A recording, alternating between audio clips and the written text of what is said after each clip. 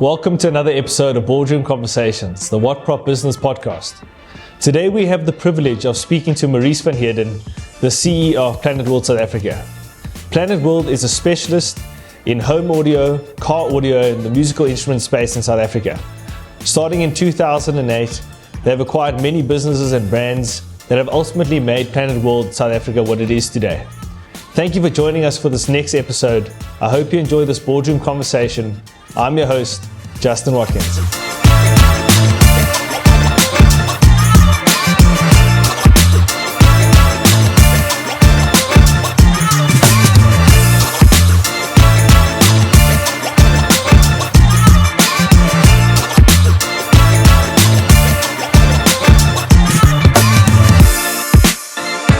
Just a quick one, before this episode begins, I'd really encourage you to like, share, and subscribe. We are on YouTube and Spotify, Boardroom Conversations, the WATPROP Business Podcast. Please also go follow us on LinkedIn to keep up to date with the latest episodes. Thank you. Maurice, thank you so much for joining us for the Boardroom Conversations today, the WATPROP Business Podcast. Obviously, I've dealt with you in a personal capacity in a business context, and I've really been inspired by your story, just understanding where you've come from, just pre-2008, and just your personal journey through PLANETWORLD, and obviously how the business has gone from strength to strength really over the years, and how you brought on more brands, and it's really an inspiring story. When I heard it for the first time, it was deeply inspiring and deeply challenging to me personally. Just knowing what's possible in the South African context is really, really remarkable, and what you guys have built is truly something special. Just in a personal capacity, perhaps let's just unpack your personal journey building up to that moment in 2008, just historically, and then when you ultimately joined PLANETWORLD in 2008. Sure. Yeah, thanks for having me. It's a pleasure to be here. When I was at high school, I was probably the most unlikely person to be inspiring in any kind of way. And it feels kind of strange hearing you say that. Yeah. I come from a family of, we four brothers. We grew up in Pretoria. We, as time has moved on, we stayed friends. We're best friends. We're business partners. We learned a lot of lessons growing up with three older brothers. It was a great upbringing, and one of the interesting things that I think kind of shaped the way that our relationship evolved and business evolved was that we all went to different schools, which is quite uncommon. If you've got four kids, you generally want to send them to the same school, just for practical purposes. My eldest brother went to Boys High, which is a great school, and he was probably the best student out of all of us. I would call him mildly academic, not extremely, but mildly academic, and a good guy at school. My second brother, Reno, went to Boys High, didn't last very long, and then ended up at a school called Pro Arte Elfin Park.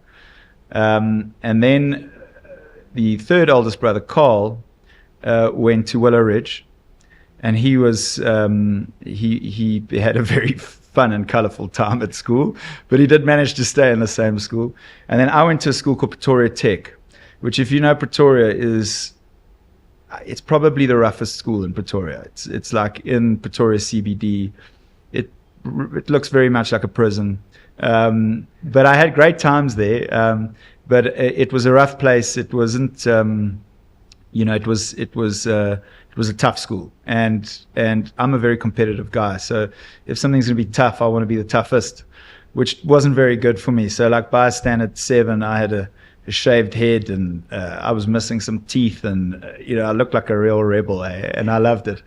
So anyway, my parents managed to get me into St. Albans College, which I kind of say was my finishing school, and it was a huge adjustment at first. But really enjoyed my time there, met lots of great people that I'm still friends with today. What makes that interesting, though, is that each of us had the opportunity to kind of create our own story and our own journey through schools. Very often a younger sibling comes in and they simply follow in the footsteps of their elder sibling. And in our case, we all kind of wrote our own story and made our own circle of friends.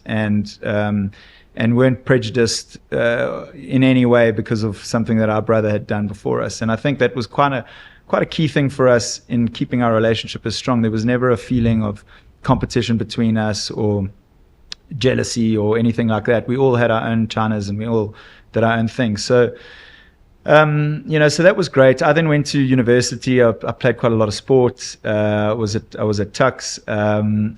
But you'll probably realize as this story unfolds that I'm not great with rules.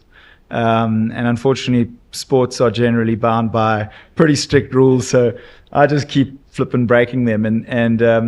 But I played a lot of sports at university, remained a terrible student, and really didn't have a ton of direction of exactly what I wanted to do. When I finished a 3-year degree in 5 years, I then decided, like, what am I going to do? Because at that time, we'd all, as kids, worked from the age of kind of 13, 14. So I worked in a grocery store from the age of 13, so standard 5 or what's that now, grade 7, for 3 or 4 years. And then I worked in a video store, and then I worked as a waiter. And throughout university, I worked as a waiter, and I coached rugby for extra bucks.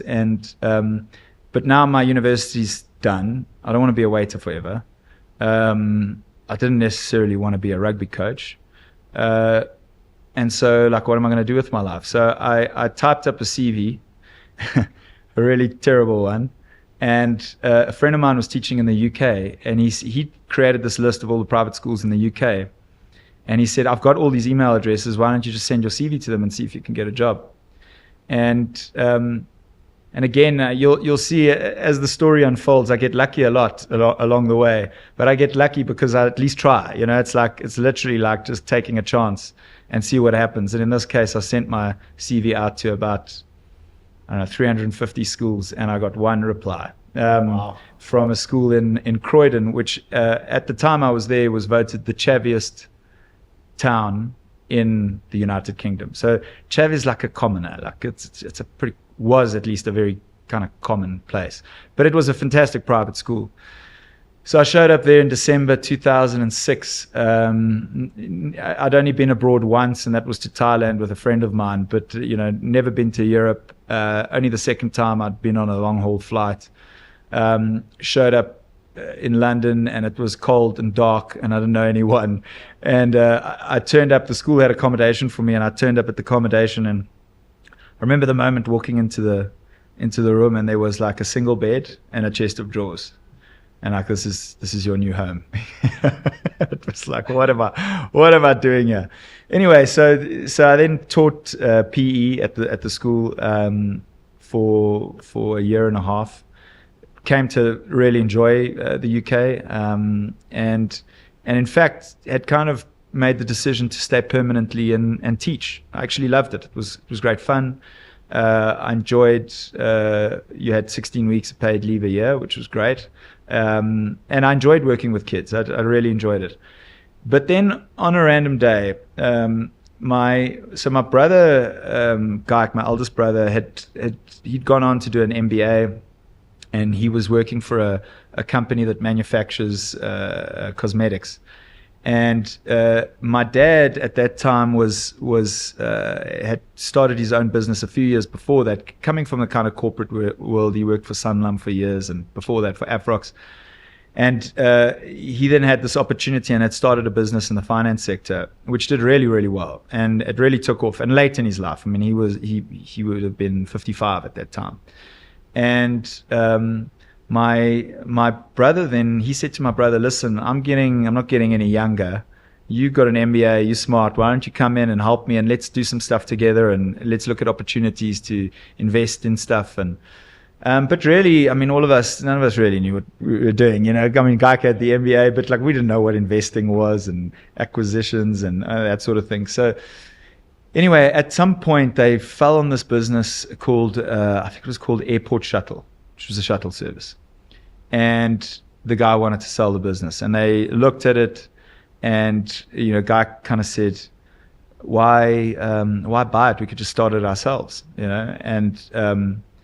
and that's where Easy Shuttle's story and PlanetWorld's story is very different. They kind of just went, let's start it ourselves. Let's start. And so they started with one shuttle. And by the time I've made the decision to stay in the UK permanently, they've got about 9 shuttles. It's losing bucket loads of money, but there's potential, down the road. And And at that same time, my other brother, second eldest brother, is working for a company called Planet Electronics, which is PlanetWorld today. And it was owned by a very eccentric Greek guy who was a huge personality, and but he had taken the decision to move to Greece, like in the middle of, or just before the financial crisis, and talk about like terrible timing. And he wanted to sell the business, and so my brother Rainer said, "Look, Dad, I think we should buy. I don't have any bucks, but I think we should buy this business. I think there's an opportunity here." And so we scrounged some money together, and my dad did a deal with the guy and ended up buying the business. But I mean, this was a small business. It had its boardroom was, or at least its offices were maybe the size of this boardroom. You know, that included stock, and it sold parking sensors and Bluetooth car kits. So on one night, I'm literally standing in a pub drinking a pint with some of my Chinas in the UK, and I get a call from Gaik, and he says, "Listen, I know that you've decided to stay in the UK, but we're going to build this amazing business back in South Africa, and we're going to do amazing things, and it's going to be amazing. It's going to be wonderful. We're going to work for ourselves. We're going to play golf 3 times a week. It's going to be incredible. You should come and help us." And I'd had a few pots by that stage, and I was like, "Okay, I'm in. Let's do it." So I then had to go, because the school had kind of paid for me to get my visas and everything. Anyway, I had to give them the bad news, but I took the risk and got back. And to be honest with you, it was a disaster for the first year. So it was very difficult for me to step. And I remember, you know, it's amazing how time moves. But my very first day, I got back. I think it was on the Thursday, and I started work on the Monday. And on the Monday, I get into the office, and my brother says to me, "Listen, I've set up a meeting for you. We've imported these headrest DVD players, and I need you to go and pitch it to this company." Now, I'm like a school teacher. I know nothing about anything. I don't even know what a headrest DVD player is. And he says to me, "Well, yeah, they are. So just go and like explain to them what they do and whatever." And I'm like, "Okay, but how do they work?" About that. Get a 12-volt battery. So we got a battery, and we had this little, you know, the batteries that you have in your alarm system, and we connected it up to the battery, and then I had this headrest, and then the headrest came on, and it, you know, played content. So I show up at this company to pitch this thing, but now I'm nervous, because I don't know what I'm doing. And I walk in, and I connect the battery to this thing, and it explodes. Literally in smoke, just goes up in smoke in the middle of my meeting. And of course the panic sets in, and the walls of the room start closing, and it was the most horrific experience. And that was kind of the first year, because we just failed. We everything we tried didn't work. I mean, the core business was going on, but we were trying a lot of new things. But after about a year or so, we started to hit our straps, and we started to find interesting product out of China at all of the trade shows, and things that we could import and self-brand and start to sell. And the business started to grow nicely, and we kind of maintained a fairly consistent growth story for 3 or 4 years, predominantly importing Chinese product, you know, doing you know, kind of developing that product locally and making it suitable for the local market, and then selling it to fitment centers around the country. The big change came when we started to do speakers, and we decided we want to get into the audio game. And that's really where our whole journey kind of started and became what it is today. So that I recall the one time you told me a story about when your brother had gone to a trade show in China, and it was right in the back of the trade show, this one product that he had brought back to South Africa. Just unpack that story again. Yeah, so I mean, that stupid booth in the back of the trade show changed our lives. So we had no bucks. We really didn't. So we saved some money for my brother to go to the trade show in Hong Kong to go look for product. But this was like a big investment for us, you know, the flights, the hotel, all of that stuff. And then, side story is, first night my brother goes and eats sushi and gets sick and has food poisoning for like 5 days in the hotel. Either way, he musters up the courage to go to the trade show. And trade shows are intense, and they're busy. There's thousands of people, and you get thousands and thousands of booths, right? And the big companies always have big booths around the kind of main traffic areas. And then in the kind of hall 6 and 7 and 8 and 9, you get the small booths, which is just like a prefab booth and a table and, 2 or 3 Chinese people that don't speak any English and they've got a product on the table. And in one of these, he found a radio, which was basically an infotainment system. And this didn't exist at the time. There was no such thing as an infotainment system. But it was a radio that was a DVD player, it was a screen, it was a CD player, it was a Bluetooth, it had Bluetooth embedded in it, and it also had navigation embedded in it. And it was a total piece of junk, but we saw the opportunity. So we brought like 10 in. And then we needed to get mapping on these things. So we approached Garmin South Africa, and sorry Garmin if you hear this, but we found their SD cards and we had to like crack the SD card to make it work on the radio, because it wasn't an official Garmin product. But I don't know, I can't remember how we did it, but we somehow got it to work on this thing. So we bought the SD cards from Garmin, we put it into this thing, and then we marketed it. And like in the first 3 days, we sold 10, and at like a really great margin. So we're like, okay, we've got enough, let's get 50. So we import 50, same story, and then we import 100, and then we were like selling 150 of these a month. The problem was, the lesson we learned was it was cheap and nasty junk from China and we didn't have proper quality control processes, and we didn't know what we were doing really. So they started coming back as fast as we could sell them. They were coming back, but we learned lots of valuable lessons through that, from service and backup and support and all of that stuff, which is a huge key focus for us in our business and has been since then. But that's kind of how we got the ball rolling, and that funded our ability to go into all these other avenues. And what year was that in? That was like 2009. Okay, so that gave you the cash flow and the liquidity to start going into the bigger products, like you said earlier, speakers. So take us from the speaker journey. That really changed the nature of the business when you got into speakers. It did. So, the reason we chose speakers is that we're a very musical family. And when I say musical, not that we're the best musicians, but music is like a central part of our home growing up.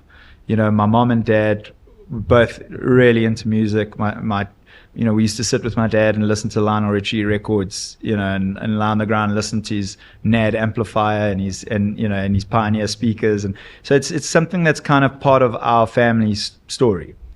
Not that we'd really taken that into consideration at the time. At the time, it was just like, let's import something to make some bucks. But the opportunity came to distribute a brand called Kicker, which is an American car audio brand. And we approached them, and it took quite a lot of work and persistence, but they eventually said, okay, we'll give you guys a shot. We'll give you a 1-year contract. Let's see what you can do. And the story from that time till today is fairly consistent. And the key things that we try and do is deliver a great product at a good price. We try to represent brands that are global success stories. So we know that the product's good. And we don't really have influence on that. So we need to choose the right suppliers that give us good product that we know is good and that will satisfy the customer's needs. Our role as a distributor is all about how do we handle the customer experience with us. Because the reality is that people who want to own this product will typically buy it from companies they enjoy doing business with. So the product becomes kind of irrelevant because the people will support the product that's sold by somebody that they enjoy doing business with. So, how do we become somebody that you enjoy doing business with? And that's we constantly look at that till now. But we got it right with car audio, and Kicker really took off. It became a dominant player. It remains a dominant player in the market today. But as we did that, then the word kind of got out, and then other brands started saying, "Hey, we want to be part of the story. These guys are doing an amazing job. Their sales team's really great. They've got great backup and technical support. Our customers keep saying that they're really great at distributing the product in South Africa." And more brands then wanted to kind of be associated with us. So, it was Kicker for like a couple of years, and that's all we focused on. And then JVC joined us. And so we're just primarily doing Kicker speakers? Kicker speakers, subwoofers, and amplifiers. At the moment. Yeah. Okay. That's it. And what year are we in for when Kicker speakers was? 2011. Okay. Yeah. So, and then, for 3 years, Kicker was the only speaker that we distributed. So it doesn't happen overnight, but we consistently made sure that the customer journey was great when dealing with us as a brand, and therefore they supported Kicker as much as possible because they knew if they had a problem, if there was ever an issue, if they needed backup or support, they knew they could rely on us. So Kicker takes off, and then JVC, Car Audio, approaches us, and that was like a heavy hitter for us. It was distributed by a big listed company in South Africa.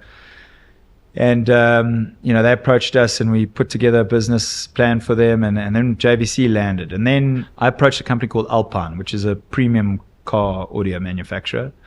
And I said, we really want to distribute your product in South Africa. This is around 2016 now. And we went back and forth, and eventually we signed the deal. And 3 weeks later, I get a call. We dealt with their German office. So I get a call from this German guy. I can't even remember what his name was, but he says, "Hi, Maurice. My name's so-and-so. I'm from Alpine. I need to come down and see you. We're working on a big project with Isuzu South Africa." I said, "Oh, that sounds good. What's the project?" "No, we're building a radio to supply to all Isuzu MUXs, which was a new car that they were launching, and for the Isuzu D300, which is the pickup." I'm like, okay, and how's the deal going to work? He says, "Don't worry about it. I'm flying in. I'm landing on Tuesday. Can pick me up at the airport, and I'll brief you over the day." As it turns out, they've been working on this project with Isuzu South Africa for a number of years to supply them with all of their navigation infotainment systems for all D300s and all MUXs. It's like 5,000-6,000 vehicles a year. And we're like a small company, and this is a mega deal. Like a mega deal, many millions over the year. And it just landed in our lap because we approached Alpine at the right time. We happened to be in the right place at the right time. And this deal landed, and it really was the easiest business to do in the world. I mean, we buy the radios, we supply the radios, and on the odd occasion something goes wrong and we've got to fix it, but it's nothing like distributing, to the aftermarket. And again, that happened. It released a bunch of capital for us. And instead of going, "Listen, let's go buy jet skis," we plowed it back in and said, "Okay, what's the next one?" And then we developed a radio for Nissan South Africa that we supplied to all Nissan Navaras. Was it the same brand, or was it a different brand? Different brand, but that we supplied to all Navaras, and that was like a 5-year contract. And these contracts were hard work, hard to get over the line, but once they're over the line, they're just steady. You've got like a 6-month forecast. You just have to make sure you have the stock and that you can support the product. And these really gave us the opportunity to look, we're doing really well out of these things now, but it's not realistic and it won't carry on forever, because at some point, the vehicle's going to change, or they're going to import the car with the radio, or something's going to happen. So we're now putting together a pile of cash here, and we need to figure out what are we going to do with this cash moving forward. And that kind of gets us up to the 2018 mark, where our business takes a significant turn for growth. So now we're 2018. So from 2008 to 2018, obviously we've got 10 years. How many brands have you brought into the stable just in that 10-year period? About 5. 5 brands. And all car audio. Okay. So it was specialist car audio brands in that 10-year period. Yeah. So now we're in 2018. How does the business pivot from there? Yeah. So at that stage, my brother Gaik, my eldest brother, who had been involved in the business to some degree, not every day active, but had been involved in the business and quite sort of critical in the early stages.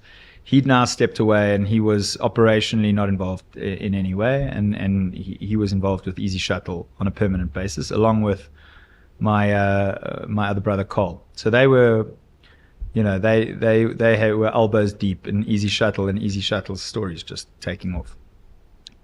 Then Reino and I at Planet World, we're at 2018. We've opened a Cape Town office, and we've hired 3 managers, and none of them are working out. And Reino decides to move down to Cape Town to kind of go run our Cape Town operation.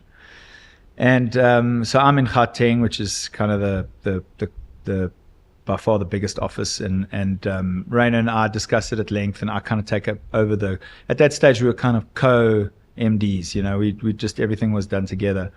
And we kind of took the decision, "Hey, Maurice, you run with it. I'm going to run with Cape Town and whatever, but this is your baby, go." So at that time, I was in the UK, and I saw a friend of mine bought a Sonos sound system. And at that stage in South Africa, I didn't know what Sonos. I was in the kind of audio game. I didn't know what Sonos was. And I saw it, and I just knew within 5 seconds that this is the future of home audio and entertainment. I mean, it was an incredibly smart, great sounding, intuitive product that filled your home with sound, and it also allowed you to engage with your music in a totally different way, you know. And I was blown away by this, and became a little bit obsessed. So as soon as I got home from that trip, I was on the internet, and I was trying to find out like where is Sonos in South Africa? How can I get the brand? I want to start doing home audio. I want to be the biggest distributor of home audio products in the country. Like, I'm obsessed by this now. And I then found the company that was distributing it, and I actually drove to their offices and just showed up. They were a bigger company than we were, or maybe mildly bigger. And I walked in and I started asking some questions, and eventually I said, I'd like to see the owner. And the owner was he'd had the business for like 35 years, and he was close to retirement. So then I made friends with one of the sales guys, like incognito, made Chinas with them, and I try to start understanding the inner workings of the business and what's going on and what's their revenue. And I then said, look, I really want to buy this business, and the guy said, listen, we're not interested, we're good. And again, lucky that I was at a braai with a friend, and I'm telling him, I'm obsessed by the subject now, it's all I'm talking about, and I'm telling him about this business. And he says, man, I know this business. I know somebody was telling me about this place and that they just bought into it. I'm telling you, I know somebody that's involved in this business. And I said, dude, you gotta find out for me. I'm obsessed. Like, I have to own this thing. And as it turns out, he was doing some work for a guy that had actually sold that business to a friend of his, and the old owner was kind of running it on his behalf still on like a workout period. And he wasn't really happy. He bought the business. He'd kind of digitized it. I mean, when he bought it, they were still doing handwritten journals, and it was like very, very basic from a infrastructure perspective. So he'd done all of that, but it wasn't the right industry for him. He came from the pool industry, and so he was like, well, I'll sell. If the deal's right, I'll sell. And within 2 weeks, we put and like, listen, I had no bucks, Like, I mean, when I say no bucks, a little bit of bucks, but didn't have money to buy companies. But I just went, let's just dive in and see what happens. Like, let's see. And by hook or by crook, we managed to scrounge together a deal through a bank and and we did a Section 12J, and we put this whole deal structure together, and we bought the business. And now we're in the home audio game. So was that the only brand in that company? Sonos, Onkyo, and Dali, which is a speaker brand. And Onkyo is big amplifier receiver business. So we know nothing about home audio, now own this business, and it's like, let's rock and roll. And again, coming back to those basic principles, now, instead of saying, hey, let's start it from scratch like Easy Shuttle did, I said, my view's been, let's just, the 0 to 1 is like hard, it's a grind, and it takes time. I was like, let's buy something that's at 1 or 2, and then let's amplify it. So we bought it, we cleaned up shop, we really digitized the business. We made a lot of changes to the internal processes of the business, and it went well. Like, it started taking off, and then we started getting other brands approaching us. And then I kind of looked at the whole industry, and really, and this is again something that's quite consistent in all the kind of industries that we operate, is there are like 5 or 6 players, and they're all kind of the same size, and they're all kind of owner run, and all the owners are like late 50s, early 60s, and they've made their bucks out of their business and very passionate about the industry and about the products and so on, but towards the end of their business journey and not the beginning. And that's like perfect. That's like, in Afrikaans is, "Dis my kos daai." That's easy. You can come in and clean that place up quickly. So we quickly bought another 2 businesses in the same space. Exactly the same story. Owner operated, don't have a succession plan, but have the nuts and bolts of the business are good. They're just hot, full, and tired. Yeah, hot, full, and tired, and I just want to get out, So you can negotiate great deals on the acquisitions, and if you negotiate a good enough deal, you'll find the money there'll be someone out there, that will borrow you the money. And so we bought up 3 businesses, piled them all into one. All in the home audio space? All in the home audio space. Okay. And really, if you look at the landscape of home audio, it's basically, you get your retail consumer products, and that would be the Sonos of this world, and the JBLs, and the things that you go into a shop, you pick off a shelf and you take home. Then you get the custom install world, and that is all around home automation, where you actually require somebody to do the installation on your behalf.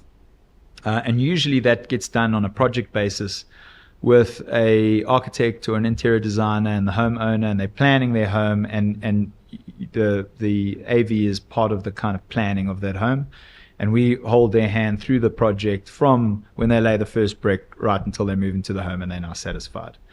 And then the last part is hi-fi, and at that stage hi-fi was quite strong, but I knew then, and I'm shocked that people didn't know it then, but it seemed very obvious to me that hi-fi was on a very fast road to nowhere.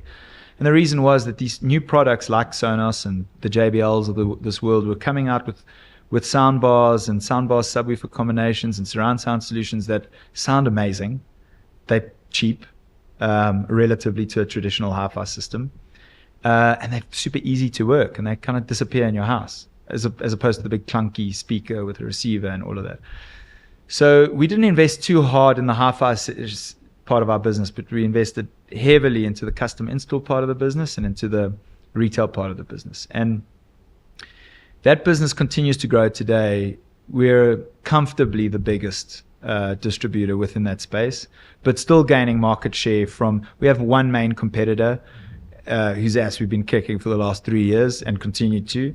And all the other competitors have basically shut down.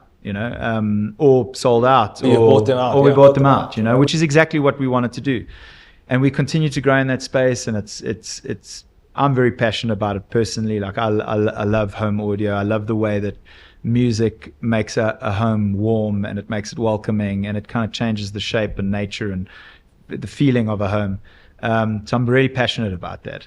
And so that was really exciting. And to be honest with you, at that stage, that whole project kind of got us to like 23, and no ambitions of doing. We'd put some ideas in like the long project pipeline of maybe we should look at musical instruments one day, maybe we should look at DJ equipment, so we'd plotted this all out on a graph, and we'll look at this in the future, but no intentions in the short term. We just focused on car audio and home audio, and then I got lucky again.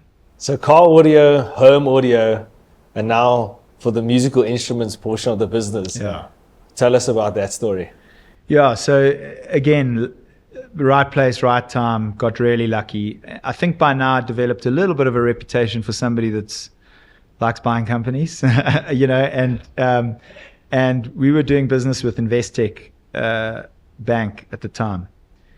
And I got a call one day, and they said, "Listen, we know we bank a business. It's quite a substantial business that's kind of in your world, and I think they want to sell. Do you want to meet?" And I was, "Yeah, sure, let's meet." And then I heard it was a company called Wild & Maar. Now, Wild & Maar, I mean, to put you in the loop, Wild & Maar is like an 80-year-old business that really, there's no live event in this country that happens and has happened for the last 75 years where Wild & Maar wasn't involved, or their products wasn't involved in some shape, way, or form. So it's a business that comes with an enormous amount of heritage and legacy. And Joe Copans, who kind of ran the business for 40 years, was like a legend in the industry. And I knew of them, but to me, Wild & Maar was, like they were this monster, big corporate monster. And at the time, we were about 60 employees, maybe 65 employees, very happy with where we are, but like Wild & Maar is this huge thing. Anyway, but I was like, again, I was like, okay, well, let's meet, let's see what happens, So we meet with the board of Wild & Maar, and they're interested in a sale. It actually, as it turns out, it was part of like an investment umbrella that was owned by family trust, and they're looking to dispose of the asset, and they've fallen on really hard times post-COVID. And so we sensed their desperation, and knew that this thing was burning a hole in their pocket and they need to get rid of it, because it's going to keep burning a hole, and they're not sure how to turn it around. And I don't think want necessarily to turn it around. So we waited. And I showed a lot of interest and started negotiating, but I knew that time was my friend. And the more this thing burnt a hole, the cheaper the price would get. And so we went through like a 11-month due diligence process. And as it turned out, Wild & Ma wasn't actually just Wild & Ma. So Wild & Ma as a company did live events, pro audio is what you call it. So it's all product for the live eventing, conferencing kind of business. So think big speakers, microphones, LED screens, staging, trussing, everything that gets sold for live events. But part of their group was also a company called Tom's Sound and Music, which is a musical retail stores. And within Tom's, they owned a company called MIDI Music, which was an importer and distributor of musical instruments. And a year before, they'd wrapped these all into one business called Tom Sound and Music. And that's what they were actually trying to sell.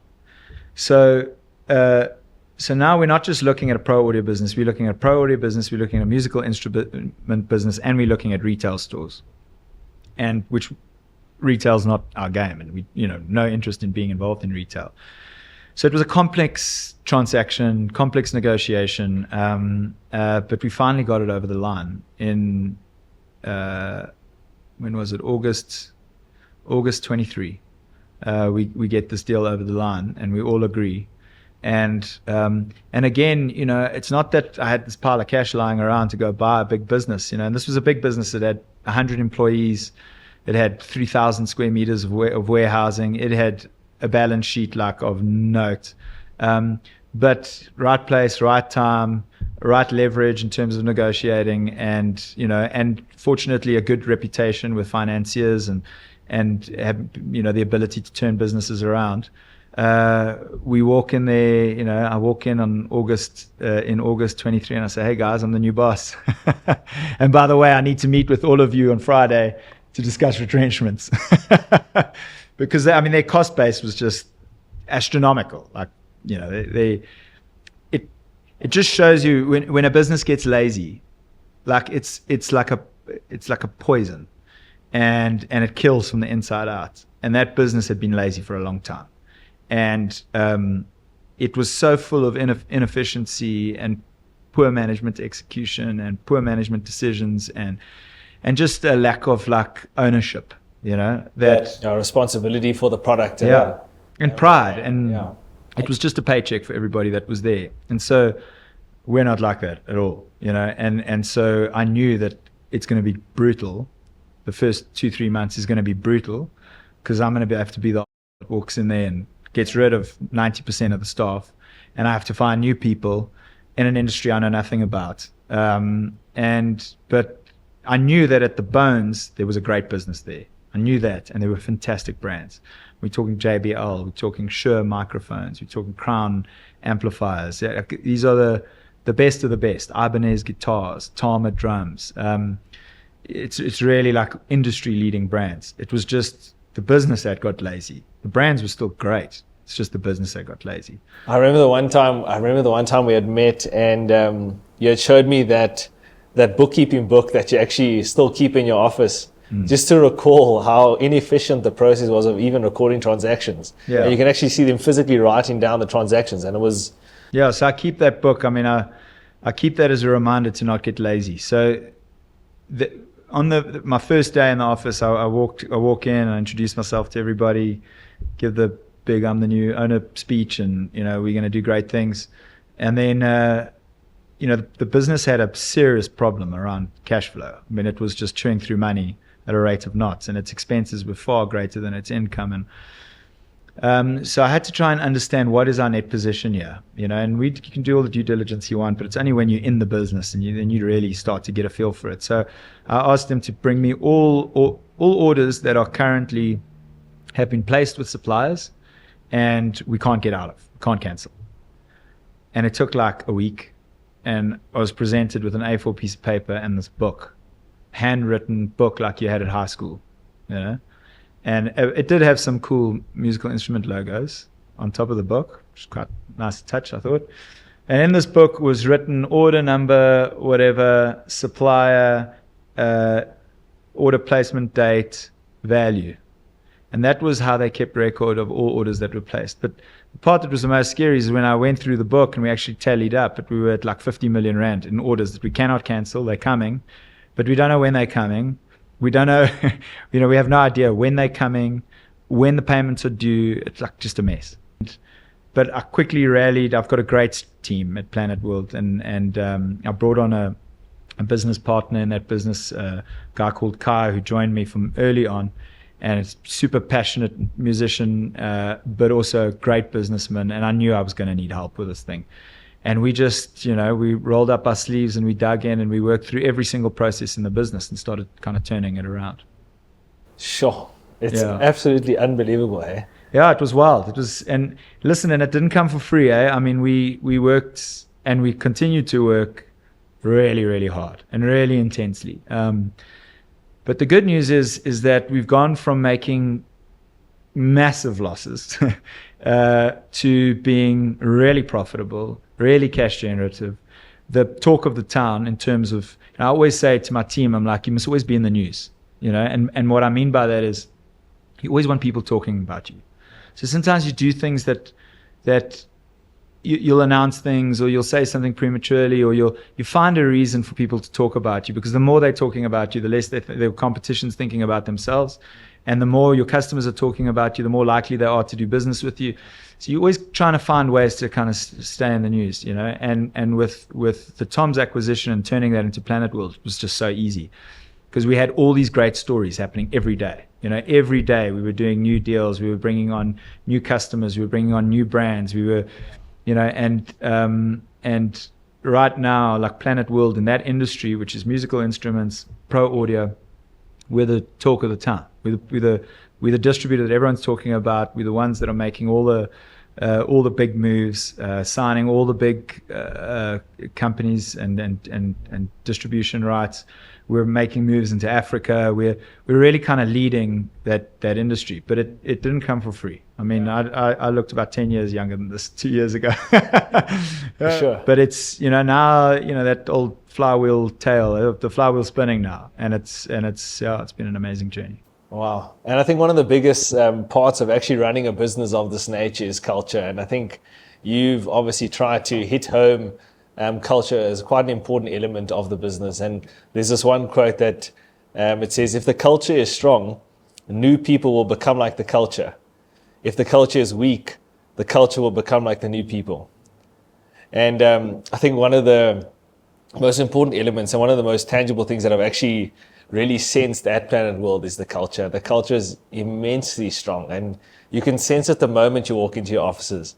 Whether it's on the warehouse side, the warehouse staff, or it's the administrative functions of the business. And so I just want to chat a little bit about culture at Planet World. How do you instill a culture that you guys currently have and continue to do so in that environment?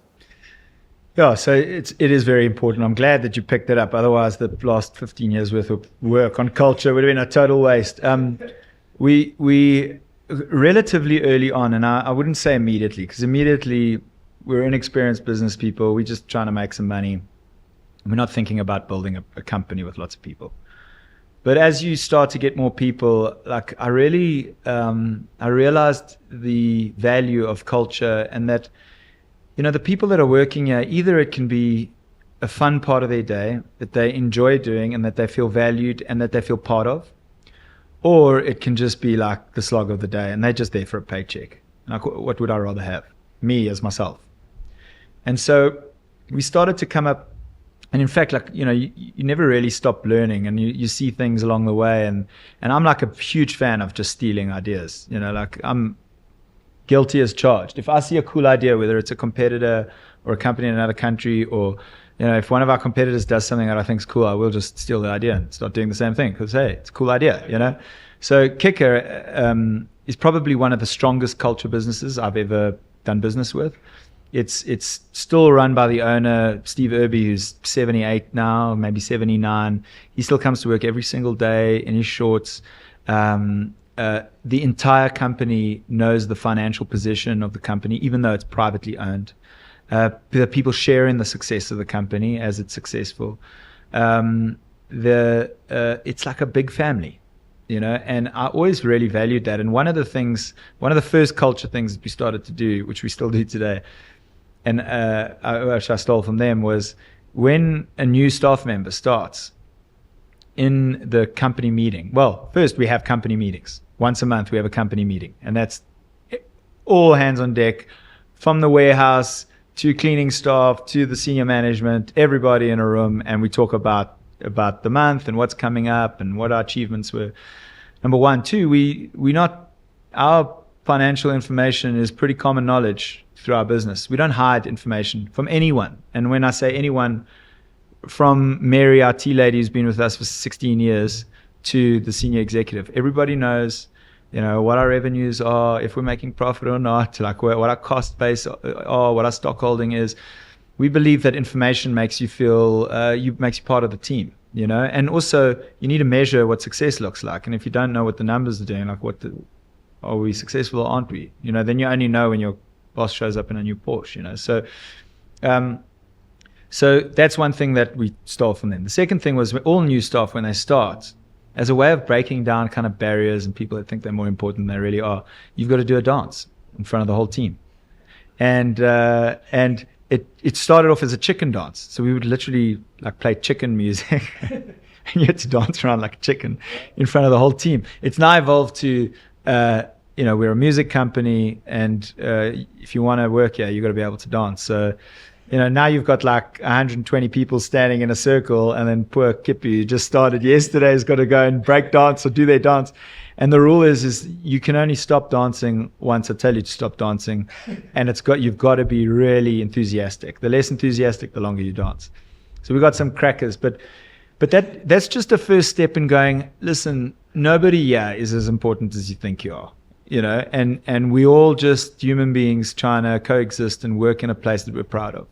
And it kind of starts there, and it filters through everything that we do. So we're constantly, and one of the most important parts of my job specifically, is trying to look at every kind of touch point that we have internally with each other, and then every touch point that we have externally where we're engaging with the customer. And like, how do we make that, and again, an internal saying is exceed expectations. How do we exceed expectations in every one of those? So stupid things like internally, company clothing, right? Everybody hates company clothing. Nobody likes wearing company clothing, because people always design the ugliest company clothing, and they go to some place and they buy it off a shelf, and it looks, and it stretches within 3 days and it doesn't fit well. So we took a very different stance on that. But we actually went through like 50 or 60 different t-shirt suppliers to find, like a good t-shirt needs to be a good t-shirt. Like it must fit well, must be not too low on the arm, a little bit tight on the chest, loose here. It's got to be a good shirt. So we went through like 50 suppliers to find the right shirt. Okay, so that took like a year. Finally, we found a shirt like everybody likes the shirt. It's super comfortable. Everybody will wear it. Okay, cool. Now what are we going to put on the shirt? So everyone just like stick their logo. I was like, who wants to walk around with a logo on their shirt? Like, what can we do? So we hosted an internal competition with all of our designers, and they created like 50 different designs, and then we put it out for vote to the whole office, and people could vote for which ones were their favorite. And we chose 5, and then that became our corporate wear. And it's t-shirts. It's not like what you're wearing. It's like we're the most anti tie and pointy shoe people in the world, so it's like jeans, sneakers, and your Planet World t-shirt, and you don't have to wear it, but everybody does. In fact, I'm pretty sure I'm wearing mine today. Every day I wear it because it's a cool shirt, it fits great, it looks cool, so people are proud of wearing their shirts. We don't force them to, but they're proud of wearing it because it's probably the comfiest shirt that they have in their cupboard. So small touch points like that, and being really, really focused on these little moments that you can create with the team to make them feel valued. And then that's internally, right? And we've got some key values that we focus on, and family is one of them. We're a family business, and we like to treat each other as we would family, which sometimes is tough, eh? It's not always hunky-dory. Sometimes we're tough on each other, but we don't disrespect each other, and we don't we treat each other with integrity, which happens to be another one of our values. So we've got a saying internally that doing the right thing is the right thing.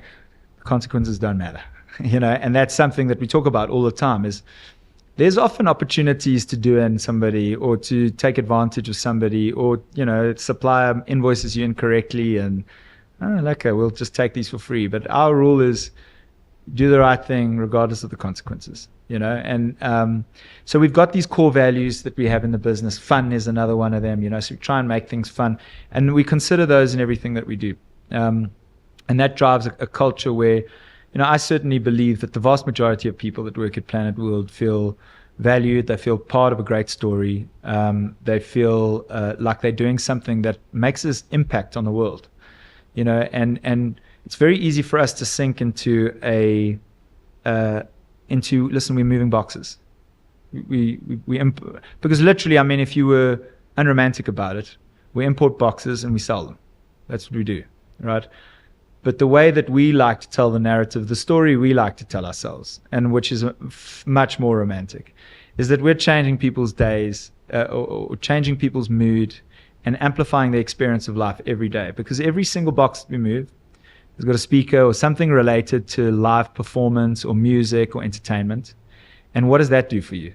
Like, you go to a live show and try not tapping your foot or singing, or you put on a piece of music that you like and try for it not to have an impact on you. It's got a meaningful impact on you at that moment. Just last night, we're launching these new Sonos headphones, and these are only coming out in a few weeks, but I've got a pair to test. And I took it home last night, and I've got 3 kids, and my wife's making us dinner, and it's like chaos. And my niece is staying there, and it's like I walk in the house and there's just kids running everywhere, and my wife's cooking and there's music playing. And I said to her, listen, I've got these headphones. And she's like a little bit flustered, because she's trying to get everybody ready now for dinner. And I said, just put them on, and they've got noise cancelling. And I said, I'll play you a piece of music. And I played her like a really beautiful piece of music. And then I took a photo of her, but she was literally standing behind the kitchen with her eyes closed. She had disappeared into a different world. She was no longer with us, eyes closed, and she was listening to this piece of music with this look of total contentment on her face and peace and joy, despite the chaos that was going on around her. And that's what we sell. We sell the power of music and entertainment. And we all believe in that story. It might just be a story, but it's a freaking good story. And we all believe in it. And that is what sets us apart. And that's why suppliers want to be part of our story. That's why our competitors' brands come to us, because they want, do we want the guy that's just moving boxes and trying to make profit, or do we want somebody that's actually really invested emotionally in what it is that we're doing? I think that's such a great segue onto social responsibility as a company. Companies don't exist ultimately to serve themselves. They ultimately exist to give back and to give back to society and to improve the lives of those around them. And obviously, the business impacts the internal employees themselves. But I love that story that you shared about your wife. It's just quite a special moment actually for you as well, because it gives you purpose in what you're doing as well, reminding you that I'm not just moving boxes in this unromantic way. It's actually, you're creating value, you're creating joy, you're creating an environment where there's almost tranquility to be found in those environments. So perhaps we can just explore a little bit on social responsibility at Planet World and just how you guys view that in particular internally. Yeah, so my view on it is the most important people are the people that work for me. And my social responsibility first is to them and their families.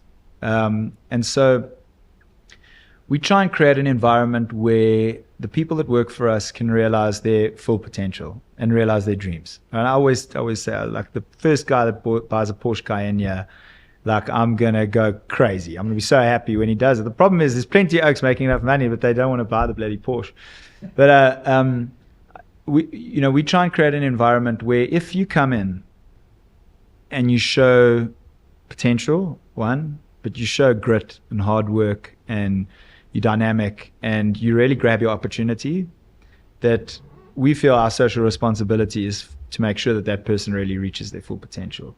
And so there's a ton of stories in our business of people that came and were, fitting speakers to cars, like on their back, 8 hours a day, stripping doors, fitting speakers, who are now in our executive team, at the very, very top management.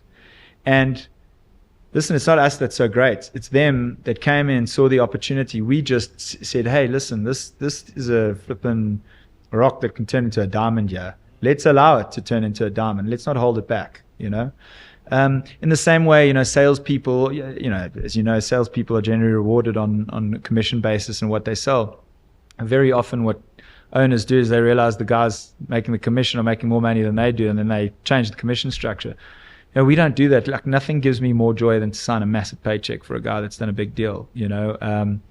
And that feeds through right from, you know, the most entry position right up to the top. Is we try and create an environment where those people can really realize their full potential.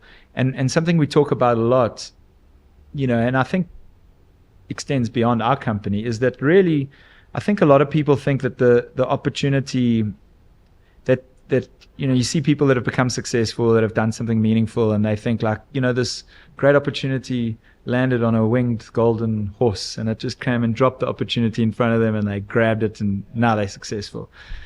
But that's not true. It's certainly not true for me, and it's not true for anyone. I don't know anyone who that's true for. The reality is the opportunities that you have are probably around you. You just need to take them. And in our case, you know, and I said this at our most recent company meeting, is the opportunity lying in front of you is your job. It's being employed at a company that values you and will value your commitment and your dedication to the job that you have. That's your opportunity.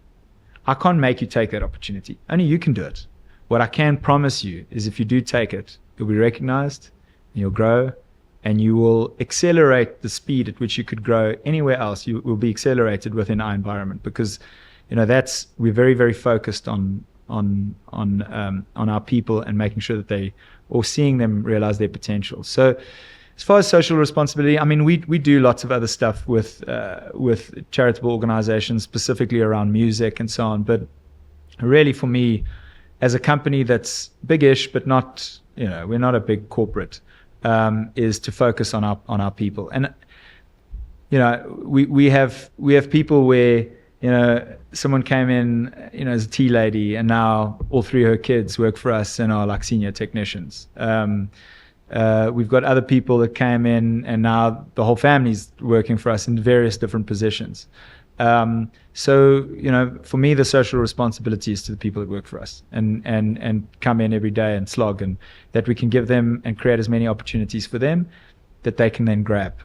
So that's kind of our focus. I love that perspective. It's such a unique perspective on social responsibility in particular. You know, it's not about often we view social responsibility as an external thing, but we kind of also have to view it internally. And I love that perspective, because if you provide the environment and enable those people internally, it allows them to do their own kind of social responsibility in the way that they like to do it. If they would like, often it's a vanity project. You know, like, cool, we'll go donate 300,000 Rand to this thing and put it all over my Instagram and my LinkedIn page and tell everybody how fantastic we are. But like, what's really happening with that money? Where's it really going? You know, how is it really changing and impacting somebody's life? That's much more important to me. So you'll never see us speak about social responsibility, because I believe that any kind of social responsibility is done in the shadows. You know, you don't make a big song and dance about it. You do it because it's meaningful to you and it's meaningful to the person. You don't do it to splash your name all over LinkedIn or whatever. Firstly, and secondly, that really, who are the most valuable people that you can impact an immediate change on? It's the people around you within your organization. 100%. So focus on them. And once they're all in the Porsche Cayennes, then you can go splash your name on LinkedIn. But for now, the focus is on them. Yeah. Beautiful perspective. And I think in light of that, obviously you've provided advice for someone looking to start their own business, but if you had to give specific advice to a young person in South Africa that's looking to start a business, not necessarily in the audio space themselves, but any advice, what type of advice would you give to a young person in South Africa looking to start their own business? Start. Stop being scared, stop being worried, stop planning, again, the winged horse with a great opportunity doesn't exist. It doesn't exist. Nobody's going to come and hand it to you, right? And so you got to just start. You just got to say, I'm going for it, you know, and you're going to screw up plenty. I still screw up all the time, you know, but you got to kind of be in the game, and you got to go for it. So if you're still sitting around planning and doing spreadsheets about the financial success and the cash flows, and like, just, you're wasting your time. Just, you know, put all of that away. Find an idea. It doesn't have to be the perfect idea, like selling Bluetooth car kits, and start. And so that's the one thing I would say, like, just dive in, you know, and you're gonna, I'm sure other people you've had on here and people you'll have in the future is, like, we fail a lot, especially early on. You fail all the time, you know. Almost finding a success is like the 1 in a million. You fail way more than what you succeed. But it's an important lesson, and it's an important thing you've got to go through in order to start winning, and to be able to start seeing opportunities that are good ones.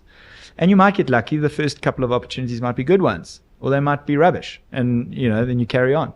But you got to start. Stop sitting around and waiting and planning and waiting for the right time or the right environment or this golden horse to come and just drop it on your lap, because it doesn't exist. So that's the one thing. And then I think the other thing, and something I'm proud of in our organization, is that for us, we see business and competing, we see it as a competition.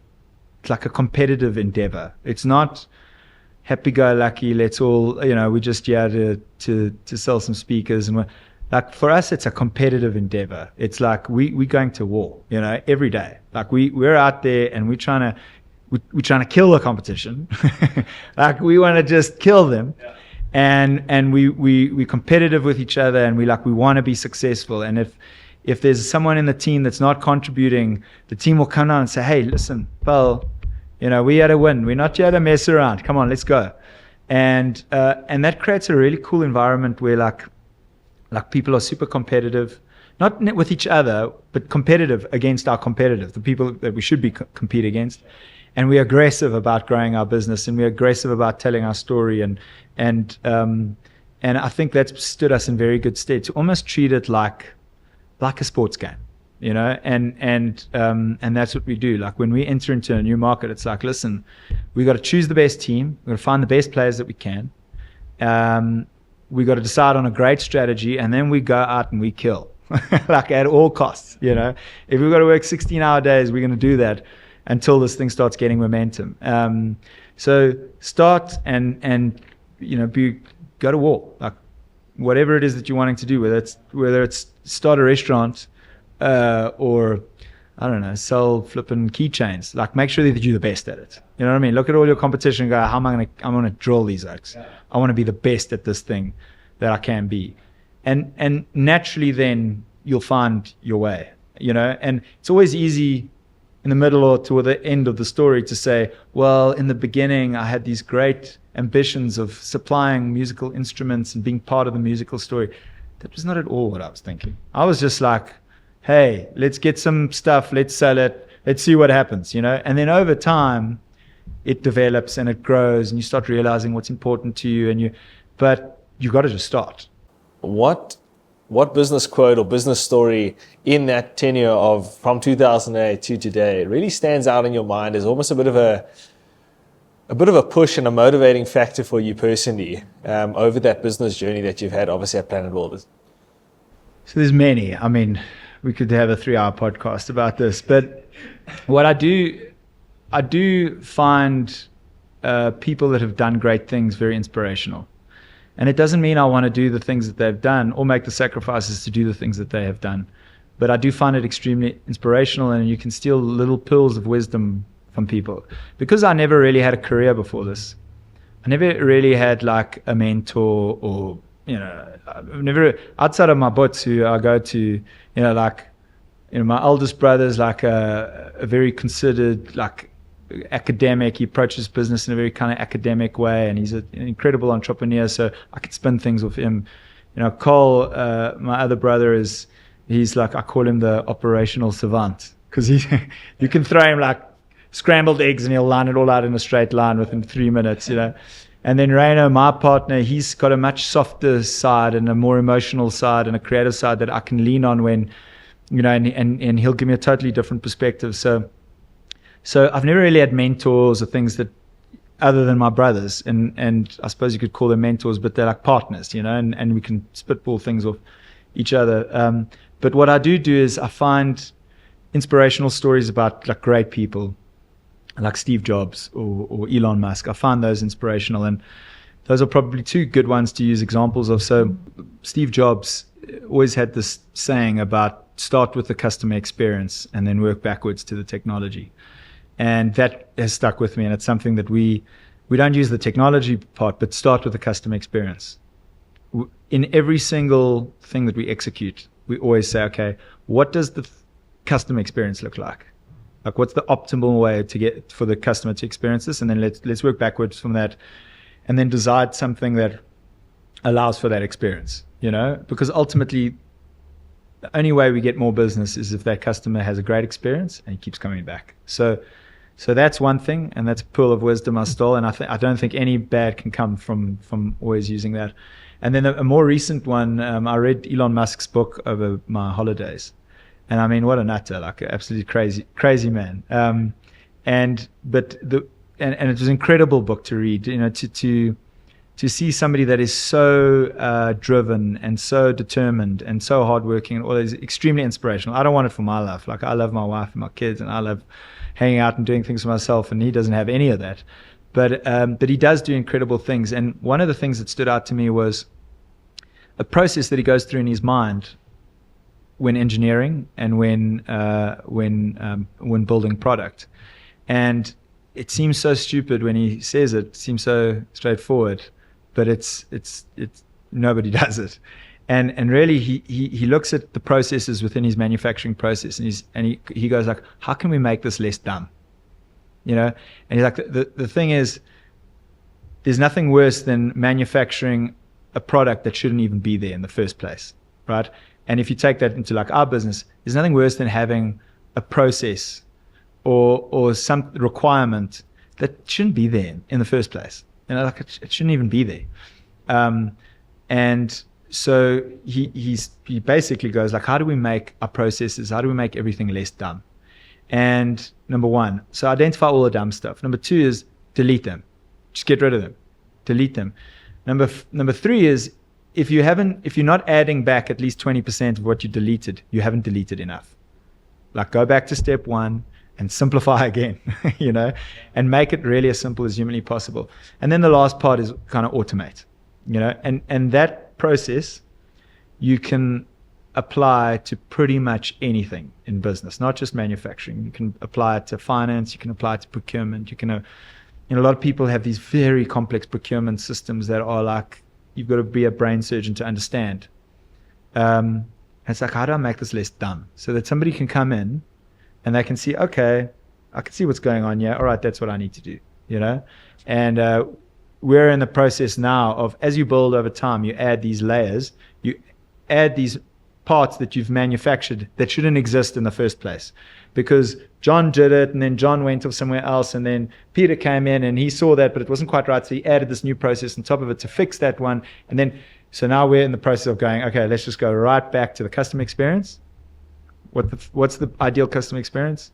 And then let's work backwards from there, making the process as little dumb as possible and as simple as possible, and then try and automate it wherever possible. What really permeates from everything that you do and everything that you say is that you truly love what you do.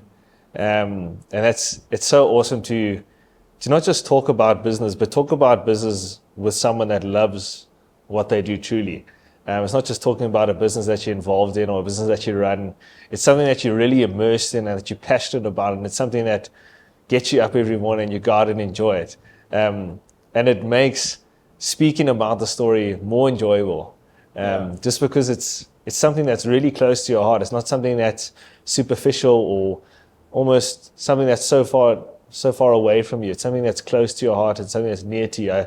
That story of your wife's really going to stick to me. No, listen, I wake up every day and I'm a happy boy, and make no mistakes, work's challenging. It's hard.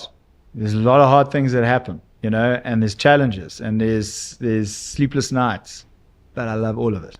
Like, I love all of it. I love the pressure. I love the growth. I love working with the team. I love doing stuff that we've never done before and just going for it. I love watching the people within the business doing things that they didn't even think that they could do, or reaching levels in their career that they maybe didn't think that they would. And what I love most is that I'm 40. Like, I'm just getting warmed up. You know what I mean? Like, most people's careers start at 40. So yeah, I mean, we've got a pretty clear path of where we want to be in the next 5 years. Yeah. And I've got lots of ideas around other businesses that I want to get going. And I've got the benefit of time. So I couldn't be more excited to get up every day and do this and work with the people that I do. So it's awesome.